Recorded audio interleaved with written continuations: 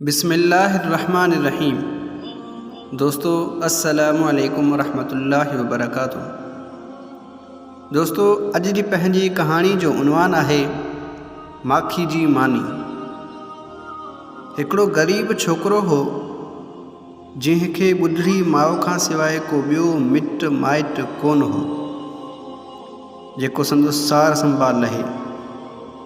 हू हिकु वॾे माण्हू वटि वञी नौकर बीठो, जिते हिन खां कमकार त घणो वरितो वेंदो हो, पर पघार तमामु घटि मिलंदो हुयसि। खाइण लाइ मानी बि मोचारी कान मिलंदी हुई। तंहिं करे माणस सलाह ॾिनसि त पुट, वॾनि माण्हुनि में असां ग़रीबनि लाइ क़यास ऐं रहम कोन आहे। हाणे ही कुहाड़ी ऐं रसो खण, वञी झंग में काठियूं वढ ऐं विकिणी गुज़र सफ़र कर। चङनि चयो आहे त हरकत में बरकत ऐं रंज में गंज आहे। छोकिरो माउ जो चयो मञी सुबुह जो काठियुनि करण लाइ संभरियो। हलण वक़्तु माणस मानी संदसि पोतीअ जे पलांत में ॿधी चयो त पुट, ही मानी अथई, पर खाइजां तॾहिं जॾहिं माखी थी पवे। छोकिरो अलाह तवार करे झंग ॾांहुं राही थियो।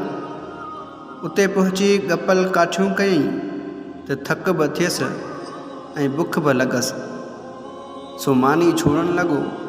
पर माउ जो चयो यादि आयसि, ॾिठईं त मानी माखी त कान थी आहे, सो वरी वञी काठियूं करण लॻो। कपींदो रहियो। जॾहिं थको ऐं बुख बि तपायसि त मानी खाइण जो ख़्यालु कई, पर ॾिठईं त मानी अञा साॻी सूरत में आहे, पाण वधीक सुकी ठोठ थी पई आहे। सो वरी वञी काठियूं कपण लॻो। जॾहिं बुख हद खां वधीक तंग कयसि, तॾहिं मानी छोड़े खाइण लॻो।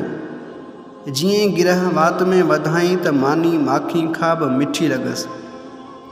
पोइ त सॼी मानी ॾाढे मज़े सां खाई ढव कयईं ऐं मोटी अची माउ खे चयईं त अम्मा, बराबरि महिनत सुकी ऐं रुखी मानी खे बि माखी बणाए छॾे थी।